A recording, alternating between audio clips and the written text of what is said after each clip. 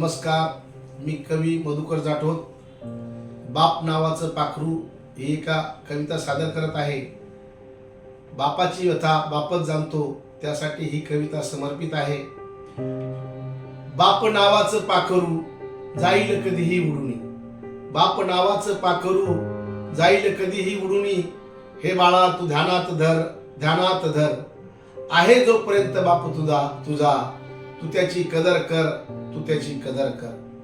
बाप हे नाव असतं रे मोठं, म्हणून घरावर आपल्या कुणाची वाकडी पडत नाही रे नजर, वाकडी पडत नाही रे नजर. तुम्हा चिल्या पिल्यांसाठी धावत असतो रे तो जन्मभर, धावत असतो रे तो जन्मभर. घारी सारखी नजर त्याची असते सर्वावर, घारी सारखी नजर त्याची असते सर्वावर.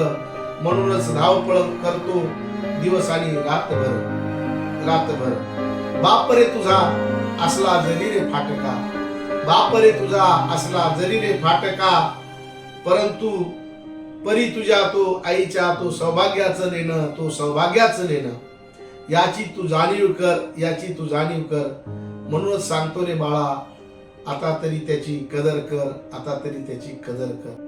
कवी मधुकर जाटोतचे बोल आहेत रे कठोर, कवी मधुकर जाटोतचे बोल आहेत रे कठोर. आणि वाटतील कडू थार, शब्दाला त्यांच्या शस्त्रासारखी आहे धार.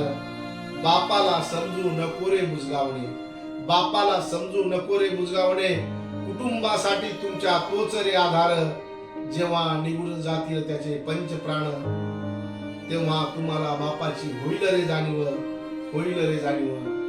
नकोच देखावा वर वर, म्हणूनच सांगतो रे बाळा, आता तरी त्याची कदर कर,